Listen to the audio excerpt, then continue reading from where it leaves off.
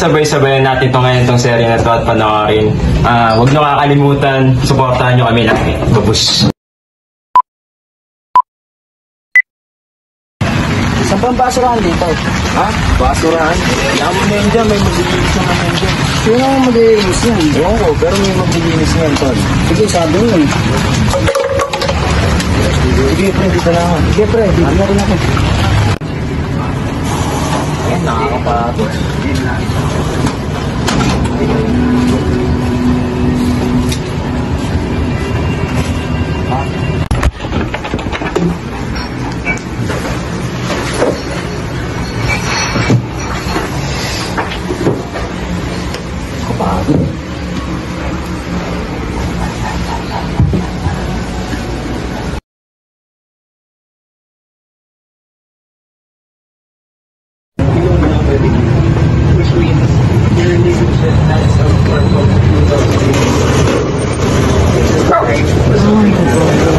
I think it also has some feelings for this person. It is not a way that you can tell that this person has you owe that person. There's another alternative for this someone to stay with. You owe that person the alternative because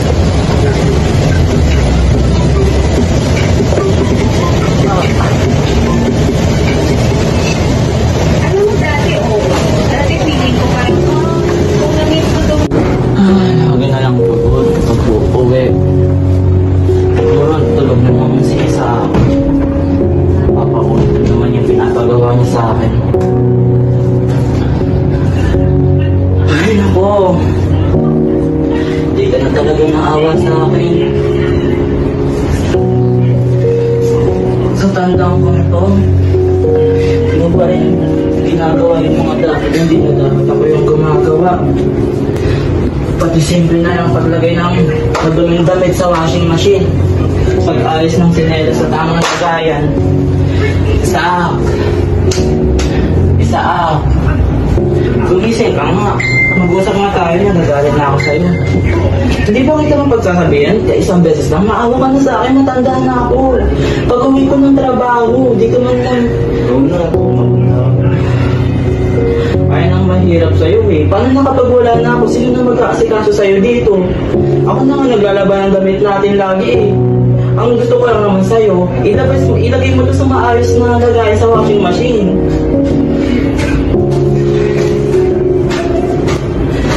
Pati yung remote ng TV, di mo man lang may lagay sa tamang lagayan. Manood ka na nga lang ng balita na may malaman ka. Lalabas din naman sa TikTok. Ano ba yan, pamangkin? Hindi lahat ng napapanood mo tama sa TikTok, lahat ng mga videos doon. Oo nga, masabi natin tama, pero yung iba doon, hindi totoo. Katulad na lang ng mga uso ngayon. Sige na ito, madulog na ako. O sige, buksan mo, manood ka ng balita na may matutunan ka ng nangyayari sa paligid natin.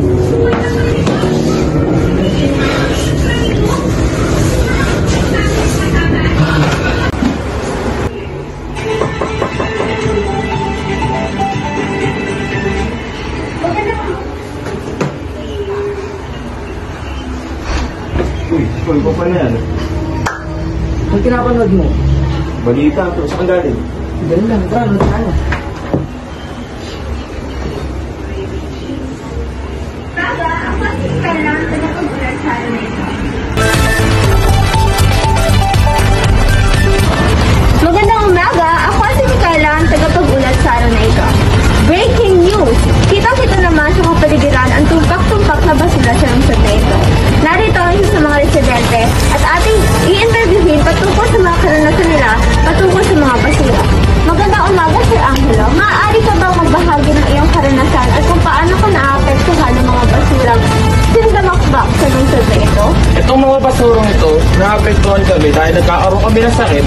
Bukod doon, Kapag umuulan, bumaba.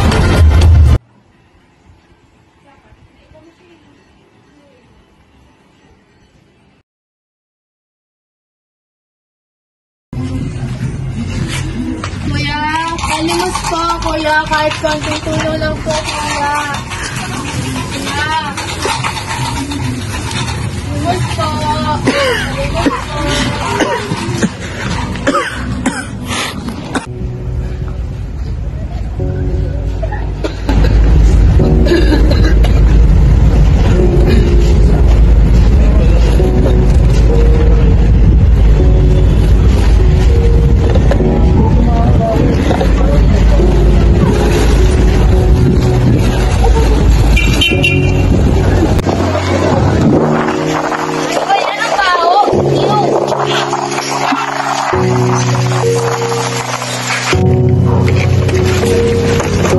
Uy, magutom na ako. Bilisan natin. Gusto natin para may pagkain tayo. Ayun po.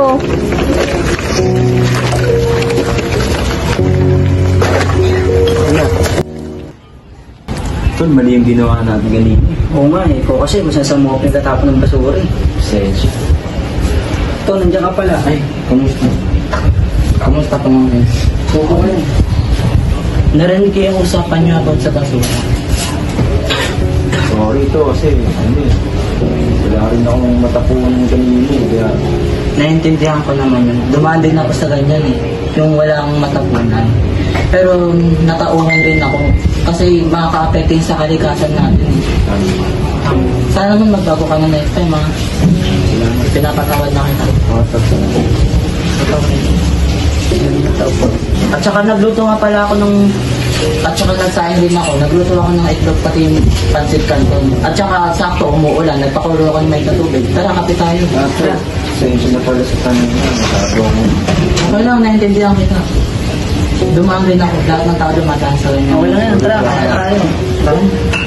Kaya tayo. Magandang araw. Ngayong araw makikita natin ang mga tao nagko-community service sa lungsod na ito. Kitang-kita sa aking likuran ang mga tao naglilinis at nananatuhayan kung bakit nila ito naisipang gawin.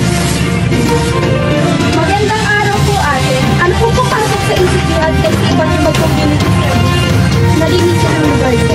Nakaka-apekto na rin po kasi dito sa kalusugan at sa kalikasan. Maraming salamat po.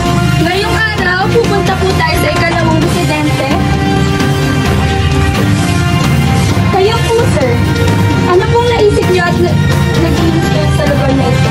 Napansin ko kasi marami na nahihirapan dito sa amin din at bukod doon, para din sa amin to, hindi na rin kami na-permission ng mga basura nito. Salamat po. At ngayon, pupunta po tayo sa ikatlong residente. Kayo po, sir. Sabi nga nila, save earth, save a life, save a soul. Wala tayong mapapala kung hindi tayo. Maraming salamat po. At ngayon, dadako po tayo sa ika-apat na residente. Kayo po, sir. Ano po masasabi niyo? Magandang hapon po. Kasi matagal na po kami ditong nakatira at matagal na rin po kami nakapagpaskil dyan na bawal magtapon. Kaso ang mga kapitbahay namin pasaway.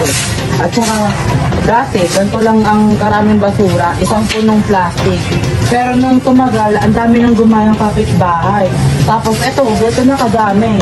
At saka nakakaabala na rin kasi puro kahoy at puro pako na paano kaya yung mga bata naglalaro dito at na-aksidente sila. Kasi uso ngayon ang sakit katulad ng tetano, maaari silang masugatan. At saka sa mga kalikasan, sa mga nangyayari ngayon sa kapaligiran natin at saka delikado na rin at tag-ulan ngayon. Tsaka matutunan tayo magtapon sa tamang basurahan at madaling magbarang mga kanal ngayon lalo na sa mga ilog. Tsaka mas alagaan natin ang ating kalikasan dahil sa ating din ang apekto ito. Maraming salamat po. Maraming salamat din po. Maraming salamat po sa pakikipag-ugnayan niyo sa amin. At doon po nagtatapos ang aking ulat. Ginawa namin itong serye na to para sa mga taong gumagawa ng mali. At patuloy pa rin gumagawa ng hindi tama sa kalikasan natin. At bigyan natin sila ng ideya kung paano sila makakatulong sa kalikasan natin. At nanggaling naman tayo lahat dyan sa mali.